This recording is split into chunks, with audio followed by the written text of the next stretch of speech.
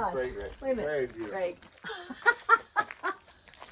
Is this So, like I've in heard Rome, different- you put your hand in? I've heard a lot of different stories. So, like I said, the house, we've heard stories that it's over 300 years old, right? And Right. it's been used for military. It's been used for, it was a school at one point. And I believe most recently in the last 100 years, it was a barn. And a lot of how they did these barns was the animals were all downstairs. Okay. So people would only live in the top floor. Downstairs would be all the animals. So one room would be the pigs, one room would be the goats, one room would be the cows. And these would be literally, you would take your food and you could throw the food in there that you picked on the farm, and then the animals would eat it. Oh my gosh, makes sense. So that, it also adds the breathability and gives the house breath. Oh, I love the shutter. Right there. This is Homemade, that one. homemade. Oh, that would be Product good. names in Let's there, see. or companies. I want to, by the way. I was telling you, we Okay. want to give credit. Okay. You know, they need credit. People need to know. So, So where did the lime come? this is Portuguese lime. So this is the purest lime that we found here in Portugal. And I believe Toni knows, but I think it's between 90 and 95% pure lime. And like I said, this is a local Portuguese lime as well. So this is hydrated lime. And then this is natural hydraulic lime, this is also Portuguese. And this comes in NHL 5, NHL 3.5, and NHL 2. And that just has to do with the grain size. So 5 is kind of the strongest, so we're going to be using this for all the floors. I've heard this is a lot of everybody that's advised has said this is going to be better for the floors to do a solid, almost like a concrete, but with natural materials. And you can feel the difference. Like this whole floor here is all done with the hydraulic lime. Here we go. This Yeah, this one has the piping. here's the piping. So this is what it's going to look like in the back, upstairs in the back. Yeah, so this is going to be the laundry room. So in here, I don't know if you can see very well, but we have, so this was a concrete block wall. And like I said, we're doing the best with what we have. This was a pre-existing concrete wall. And we came and put, this is probably about 1/2 inch with a little bit of hemp and lime and sand. Yeah. And this gives us a nice texture. And as well, you can feel it, touch it with the hemp in there. It still gives you a bit of insulation. It's not nearly as cool as the concrete was. And also just breathability. It's much better to breathe in lime and hemp than concrete. Even in the ceilings, we have hemp. So there's almost very similar to this, lime, sand, and hemp in the ceilings. And then these walls are the thick hemp insulation walls. And then this is this one has a lot more hemp in it. And I wanted to play around with using like I said, the stone walls are not completely flat. Upstairs, we wanted a nice flat finish. This is the mechanical room. So we wanted to play around as what it looks like contoured with the stone. So this was all done literally by hand, just smoothing it out by hand. But it's so beautiful. Yeah, it came out really beautiful. And I love, what is this little So nook? I imagine, like I know that this house has been through at least 5 phases of construction. Military. Well, this would have been another one of those like animal holes. Yeah. So I imagine those stairs were never even there. Oh, it's because the Yeah, stairs. and I've seen photos of the house, from the last construction. There was another set of stairs in the back. There was another set of stairs there. So at some point, I imagine those stairs were never there. And you can out there and look. Those stairs are hundreds of years old, I imagine. And then this. Here you can get a really good perspective of how thick the exterior walls are. So just to give you a nice perspective, there's my arm, and my arm's close to 3 feet long, 2.5 feet. It's a nice thick. And this thick is walls. a drainage. It looks like. No, this is going to be water piping. So we're going to be doing an outdoor kitchen. Oh, fun. Yeah, And an indoor kitchen. and an indoor kitchen, of course. And this is going to be our water and power lines going outside. You're having heat pumps? Yep. Is it the German make? I have no idea. Who decides that? Our plumber. Okay. I mean, we have the most efficient, like I said, we're trying to go as local as possible. So he's ordering the best heat pump that he can find here in Portugal. I'm sure they're very grateful for the business, and then with your business, there'll be others. Yeah. Yeah. All right, what else would you But, like to see? Want to go well, here, yeah, let's go in my office, actually. You can see him to the floor. So this is my office, my future office. I'm hoping I'll be able to live here again soon. I actually camped in this room for 6 months when we first got the property. For 6 months, how was months. the temperature in here before you put down the Cold. It started getting cold because there was a concrete floor under this hemp. So we put, this room's a little bit less than what we're gonna do. It's probably about 1.5 to 2 inches of hemp in the floor. These walls are ranged. These are probably 2 to 3 inches, where this wall was another concrete block wall behind here. This is a lime sand finish over that. Where there's a hemp layer that has lime and hemp, kind of what you've seen over there, but then it's got additional lime sand finish on top. Lovely. And so we did, the ceilings have hemp and then the lime sand finish, same as the walls. They have a layer of kind of lime and hemp mix, and then on top of on the floor here? yeah. And we did the floor. This is gonna be my office. This is not like a living room per se. So we didn't do like upstairs where we did a really thick hemp wall for more comfortable living. Here, it's only about 1 to 2 centimeters all the way around. In the ceiling, the floor is probably the thickest with about, 4 centimeters. And it's also, trial. There's not a lot of houses like this to see and see results from. And because we want this to be a bit of a showcase, we're trying different things and different samples in different rooms, right? And I'm gonna have a nice salamander, beautiful, I think it's Swedish or Danish solid cast iron fireplace. That's going to keep for this a lovely place glowing effect. really warm. Yeah. Yeah, so I don't feel we're going to have a problem with warmth in this room. But you can totally, as soon as we put the hemp in, you can immediately feel the temperature change, the air quality, everything. It's beautiful. Not much going on there. Garage. This is actually going to be the spa. The spa? This will be a spa.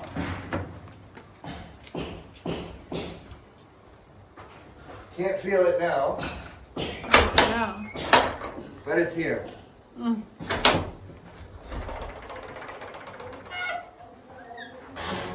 So it'll be a nice view from the spa.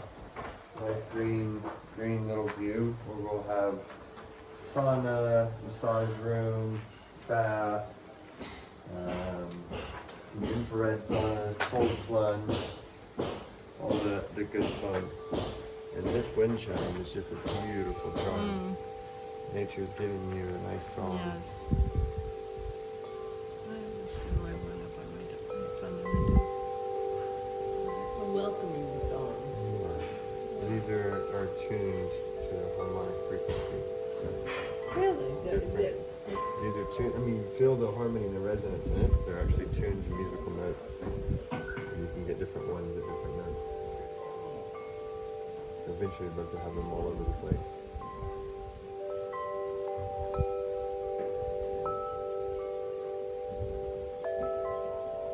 Hanging from a very old olive tree. Yeah, that olive tree is probably 200 years old or so. Will you be able to produce your own Olives? for olive oil? Yeah, I don't know if we'll have enough for olive oil. We'd have to plant quite a few more trees. But luckily here we have an abundance of olive oil. Yeah, locally in Portugal. Yeah. So I'm sure we could definitely make some olives.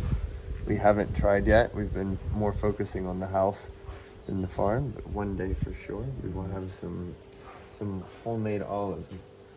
Maybe next time you ladies come around, we'll have some, olives for you to try out. These are the nice little black olives. Ooh, delicious. Does that mean we receive a return invitation? Yeah, of course. Thank You gotta see the finished product, Oh, right? we definitely. Definitely.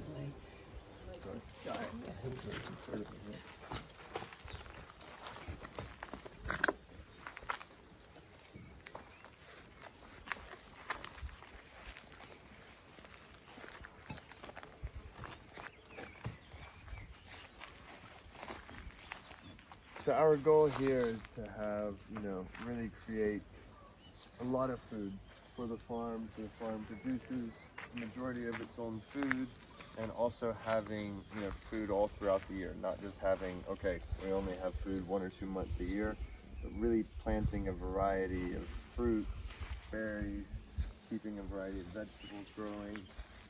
So all throughout the year we have different fruits and food to eat from the farm. Did I mention that Toni took me to a greenhouse? The hemp greenhouse? Yeah. Yeah, the hemp yeah. greenhouse. How was It that? Beautiful. Yeah. I've seen some photos of that one. Yeah, I did. Yeah, I yeah. took some video and photo. Nice. I'd love to visit there one Yeah. day. Well, it'd be great. Yeah, I'm sure he'd love to help and do that. Yeah. This is about 5 acres in land, so it goes all these terraces here, and then everything on this side of the road, and the little extra. And what the terraces usually are for growing. So when we first found the property, this entire place was covered in corn. Oh gosh. Yeah. So a lot of farmers around here do corn, very monocrop, probably using chemicals and fertilizers and all that stuff. So part of our agreement when we, went in on the land was no more chemicals and stuff like that. And they basically told us, oh, you can't grow corn without all the chemicals. I'm like, well, yeah, you can. Just because But they've been. they didn't want to. That was tunnel vision. their story. So you're going to grow hemp over there? I mean, we've been applying for permits for 2 years. It's To grow hemp? to grow hemp, just not getting a response or saying you need more paperwork or whatever. Did you put industrial hemp versus CBD hemp? Yep, industrial. I mean, knowing that it was going to be tricky to find processing, but Right. it's, like anything. I think the trailblazers have to push against the resistance. And you right? are a trailblazer, you and Isabel. What's going above the spa? That's our master bedroom. That'll be where the house's master suite. Nice. And yeah, it was already the below where the spa is. That was already done in the concrete, pre-existing. So we just continued that for the top and the roof, that same structural, and we'll do all the walls in hemp. So you and Isabel come up with a name for your healthy center? Not yet. Not yet? Okay. It's still coming. We've had playing with a few, but we feel just like when the house found us, we knew it was the one. When the name comes, we'll know it's the one. How long have you been looking? Looking for names? House. For a house. 4 years? No, we came here for a month and literally had probably 10 realtors, and we would spend one day. For Each me, one. because I travel a lot and needed to be close to an Okay. airport, so we drew a circle around Porto. That was like 1 hour by car, and had realtors in every little city and village and everything, and went one day here, looked at all the properties, and the next day at another place. So we looked at probably hundreds of properties, and fell in love with this one. They fell in love with you, Yeah, obviously. it's a crazy story about how it all happened, but it's definitely meant to be. No, but it's wonderful that you had said that you also, I think, had camped out here as well. Did you camp out there? I've slept out here. I camped in that room in my Right. office. Right. That's where I set up so I was here And for then 6 in the months. courtyard, yeah. I've slept in the court. I've slept in a lot of the rooms. Just I'd go throw a mattress just to feel it out. So the How's stones bed? were talking to you and giving You you gotta all feel. sorts of Well, ideas. my thing was to spend a year with the land and the house before I make any plans. Just to listen for a year.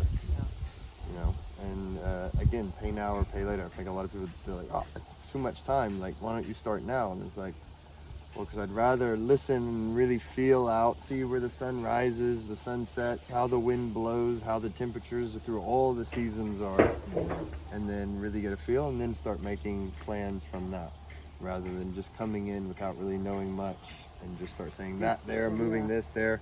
Yeah. So Feeling just, it. really felt it out for a year. Because the senses you had talked about yesterday, how important. Listen, Yeah, be listen and sensitive. Yeah. And standing here, I'm receiving a whiff of something absolutely.